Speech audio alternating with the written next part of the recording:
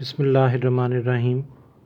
Mathematical methods exercise 1.3 question number 9। Very important question. पहले statement.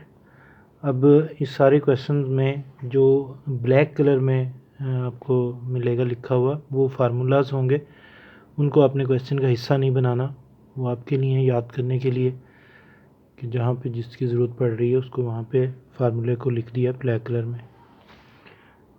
सबसे पहले रेड कलर में आप देख रहे हैं कि इसमें ये क्वेश्चन है। क्वेश्चन की स्टेटमेंट को अंडरस्टैंड करना बड़ा ज़रूरी होता है, फिर क्वेश्चन जो है वो इजी समझ भी आ जाता है। सबसे पहले चलते हैं क्वेश्चन में। इफ़ का मतलब होता है गिवन, और जब कोई चीज़ गिवन होती है तो फिर उसको यूज़ करना होता है ज़रूरी, ये भी ज़हन में रखिएगा। प्रूव दैट, ये दो पार्ट्स हैं, उसने पार्ट 1 और पार्ट 2 नहीं बनाए। This prove that this and this, हम उसे पार्ट 1 और पार्ट 2 कह देते हैं समझने के लिए। तो पहले पार्ट 1 करना है या पार्ट 2 करना है वो आपकी मर्ज़ी है।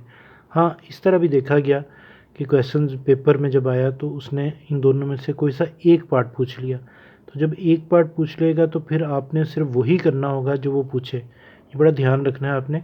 अगर उसने एक पूछा है तो एक ही आपने करना है, अगर आप दो करेंगे तो वो आपके नेगेटिव में चला जाएगी बात। ज़हन में रखिएगा बात। एक्स्ट्रा नहीं होगा कि वो जो खुश हो जाएगा कि जनाब मैंने एक पूछा था आपने दोनों पार्ट कर दिए। तो आपने एक पार्ट अगर आएगा तो देख कर कि कौन सा वाला पार्ट है वही आपने करना है। खैर जनाब, अब ये वाला पार्ट करें या ये करें, दोनों के लिए स्टार्ट एक ही तरह का है। अब स्टार्ट जो है वो कैसे करना है, सबसे पहले आप चलते हैं गिवन के पास। गिवन में से जो चीज़ उसने दे रखी है, गिवन का लफ्ज़ लिखा, सॉल्यूशन लिखा पहले, फिर गिवन का लफ्ज़ लिख के पूरा गिवन जो है एज इट इज़ लिख लिया। अब टेन वाला जब क्वेश्चन आता है, गिवन में टेन हो, आपको याद होगा 2 क्वेश्चन किए थे जिसमें यहाँ पे साइन था। उसका तरीका ये होता है कि यहाँ पे साइन अल्फ़ा प्लस बीटा या अल्फ़ा माइनस बीटा वाला फार्मूला ओपन कर लेते हैं। टेन का तरीका का डिफरेंट होता है। इस टेन को पहले उठा के उधर ले जाते हैं, उधर जाके टेन इनवर्स बन जाएगा। क्वेश्चन नंबर 1 नाम रख दिया। फिर दोनों तरफ का कंजुगेट ले लें। कंजुगेट का मतलब अगर नहीं पता आपको तो योटा की साइन चेंज करने को कहते हैं, तो साइन चेंज, इसको इक्वेशन नंबर 2 नाम दे दिया।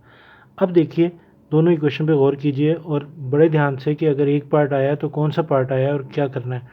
देखिए इसमें पहले पार्ट में अगर देखें तो फाई और अल्फ़ा इन्वॉल्व हो रहा है आंसर में, जबकि इन दोनों इक्वेशन में थीटा भी है, फाई भी है, अल्फ़ा भी है। थीटा फाई अल्फ़ा, इसका मतलब इन दोनों इक्वेशन में कोई ऐसा काम करें, अगर आप पहला पार्ट कर रहे हैं जो थीटा उसमें ना रहे, तो थीटा को कैसे ख़त्म करें, क्या करें इन दोनों इक्वेशन को कि थीटा इसमें कट जाए। तो यकीन सब्ट्रैक्ट करेंगे तो तभी ये कैंसिल होगा। अब अगले पेज पे देखिएगा तो हमने वहाँ पे लिखा कि सब्ट्रैक्ट कर दें 1 एंड 2।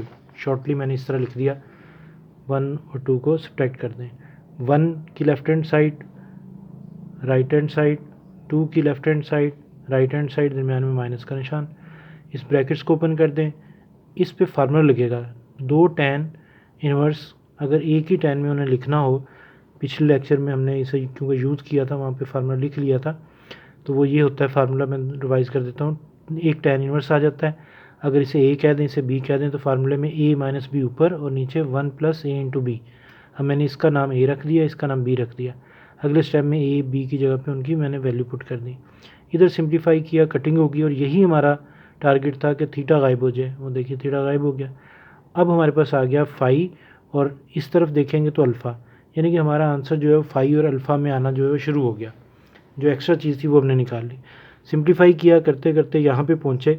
इस जगह पर एक फार्मूला फर्स्ट ईयर का मैंने यूज़ किया, वो यहाँ पे मैंने रेफरेंस दे दिया 1 plus tan square alpha is equal to secant square alpha. तो इसको हटा के यहाँ पे क्या लिख दिया, सीकेंड स्क्वायर अल्फ़ा।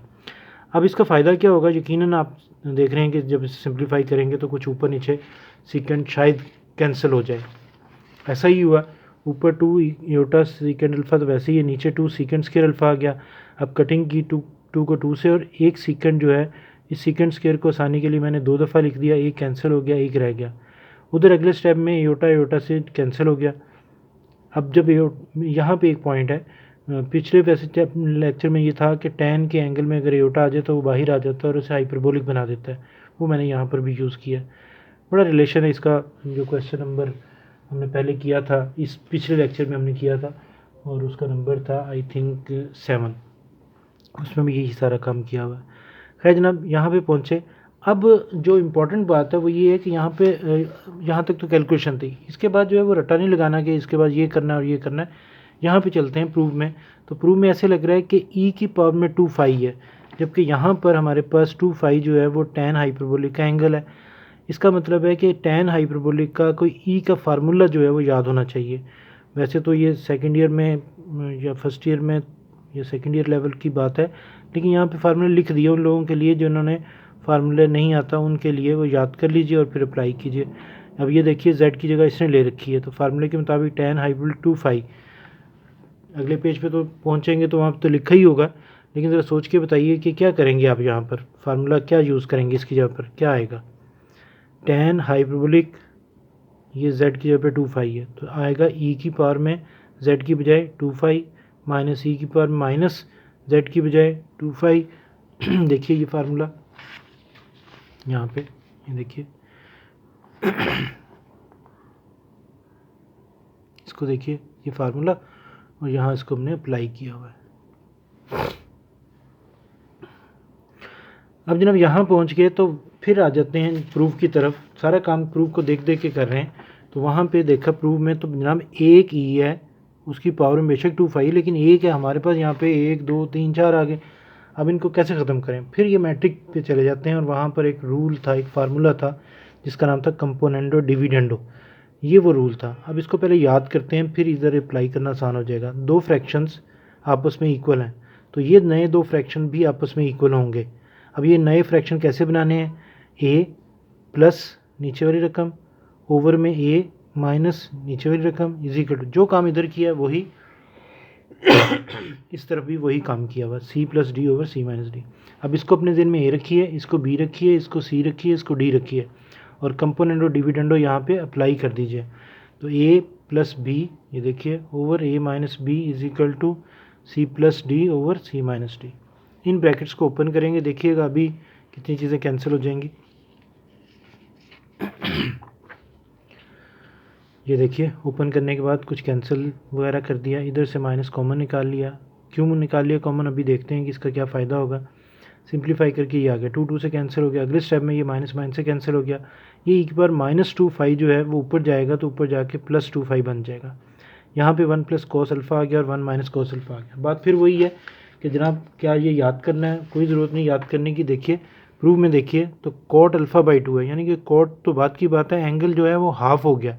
इसका मतलब है अब हमें ऐसा कोई फार्मूला यूज़ करना चाहिए कि ये चीज़ें हाफ़ एंगल में चेंज हो जाएँ। तो उसके लिए मैंने दो फार्मूले आपके सामने लिखे।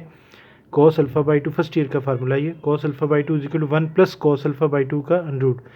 इस अंडरूट को ख़त्म करने के लिए दोनों तरफ का स्केयर ले लिया, इस 2 को ख़त्म करने के लिए 2 को उधर ले गए, ये आ गया 1 plus cos alpha is equal to this. जिस तरह ये फार्मूला मैंने डिज़ाइन किया है, इस यहाँ से साइन का जो है वो डायरेक्ट मैंने लिख दिया। 1 माइनस अगर कॉस अल्फ़ा हो तो उसका आंसर होता है 2 साइन स्केयर अल्फ़ा बाई 2। अब इसको हटा के क्या लिखें इसकी जगह पर, 2 कॉस स्केयर अल्फ़ा बाई 2, और इसको हटा के इसकी जगह पर क्या लिखें, 2 साइन स्केयर अल्फ़ा बाई 2। अब देखिए जो ही मैंने लिखा 2 2 से तो खैर कैंसिल हो गया। अब इस पर गौर करें, कॉस और साइन हाफ एंगल दोनों के, तो ये सारी जो चीज़ है होल स्केयर में लिख ली क्योंकि दोनों का स्केयर था। अब स्केयर ख़त्म करने के लिए दोनों तरफ का स्केयर रूट ले लिया, स्केयर रूट लेंगे तो प्लस माइनस भी आएगा, स्केयर रूट लेने से ये स्केयर ख़त्म हो गए। अब मेरा तो ये आंसर आ गया, लेकिन फिर मैं गया क्वेश्चन के पास और देखा वहाँ पर क्या मेरे पास कॉस ओवर साइन था, तो यहाँ पे नज़र आया नहीं, यहाँ तो कॉट है, तो कॉस ओवर साइन किसके बराबर होता है, कॉट के, इसलिए यहाँ पे हमने कॉट लिख दिया।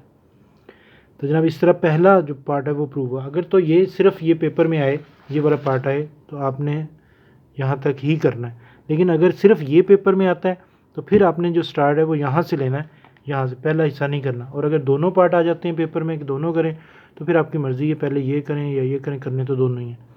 अब अगर फ़र्ज़ करें पेपर में सिर्फ ये आया हुआ है तो आपका स्टार्ट कैसे होगा, गिवन लिखेंगे, ऐसे करेंगे और इक्वेशन 1 और 2 को क्या कर देंगे, ऐड कर देंगे। अब ये भी बात आई कि जनाब क्यों याद करना है कि ऐड करना है, कोई ज़रूरत नहीं याद करने की। यहाँ देखिए थीटा है और अल्फ़ा आंसर में आ रहे हैं, क्या इन्वॉल्व नहीं हो रहा, phi, theta phi alpha, theta phi alpha, तो इसका मतलब है फ़ाई को गायब करना है।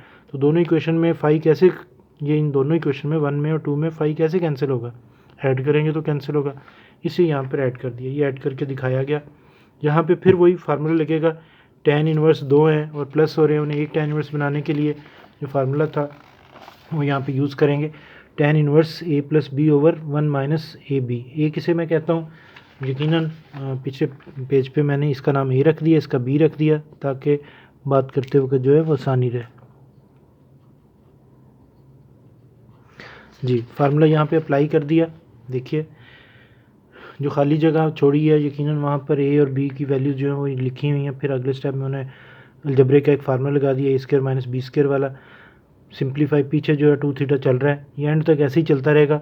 ये इस पर क्यों वर्क नहीं करेंगे, क्योंकि देखिए जो प्रूव करना है उसके लेफ्ट हैंड साइड में 2 थीटा है, इसका मतलब ये तो वैसे ही चलता रहेगा। यहाँ पे वर्क करना है। अभी हमने क्या किया, जितना भी सिंप्लीफाई हो सकता था सिंप्लीफाई करते करते हम यहाँ तक पहुँच गए। अब यहाँ पे सीकेंड स्क्वायर अल्फा, वही फार्मूला जो था 1 plus tan square alpha is equal to secant square alpha, वो हमने यहाँ पे यूज़ किया, सिंप्लीफाई किया, कटिंग की, यहाँ तक पहुँच गए। अब tan 2 थीटा तो चल रहा है साथ, एंड तक वही चलेगा। अब यहाँ पे 2 से कैंसिल हुआ, एक tan से कैंसिल हुआ, -1 ओवर tan अल्फ़ा आ गया, 1 ओवर tan जो है कॉट के इक्वल होता है, माइनस कॉट अल्फ़ा आ गया। अब मैं ये चाहता हूँ कि यहाँ पे किसी तरीके से ये माइनस जो है वो ख़त्म हो जाए और कॉट जो है वो tan बन जाए। तो हमने फर्स्ट ईयर लेवल पे अलाइड एंगल पढ़ते हैं तो वहाँ पर ये चीज़ सीखी है कि tan 90 प्लस अल्फ़ा जो है, अगर इसको ओपन वगैरह करें तो इसका जवाब यही होता है माइनस कॉट अल्फ़ा। बहुत सारे स्टूडेंट को याद होता है ये चीज़। खैर माइनस कॉट अल्फ़ा की जगह पे लिख लिया tan π/2 प्लस अल्फ़ा। tan का किरदार ये होता है कि अगर उसके एंगल में पाई ऐड कर लें, एक दफ़ा नहीं, 2 दफ़ा नहीं, n दफ़ा, तो उसके आंसर में, टोटल आंसर में फ़र्क नहीं पड़ता। तो इसमें मैंने अगले स्टेप में क्या कर दिया, n पाई ऐड कर दिया, यानी कि ये n पाई जो है असल में पाई जो है वो tan का पीरियड होता है। तो पीरियड से मुराद होती है कि अगर उसके एंगल में उस पीरियड को ऐड कर दें तो उसमें कोई फ़र्क नहीं पड़ता, और उस पीरियड को एक दफ़ा नहीं कई दफ़ा ऐड किया जा सकता है। तो पाई को n टाइम्स मल्टीप्लाई करके उसे इसमें ऐड कर दिया। अब रह गया कि जनाब क्यों काम किया। फिर देखिए जो हमने आंसर लाना है उसके अंदर n पाई इन्वॉल्व हो रहा है, अगर वो ना इन्वॉल्व करता तो हम यहीं पे छोड़ देते बात को। खैर tan लाना, यहाँ पे हम क्यों tan ला रहे थे, ताकि tan और tan इनवर्स आपस में एक दूसरे को ख़त्म कर दें। ये ख़त्म कर दिया और ये आंसर आ गया। ये है जी फाइनल हमारे पास वेरी इंपॉर्टेंट क्वेश्चन, पेपर के लिए वेरी इंपॉर्टेंट।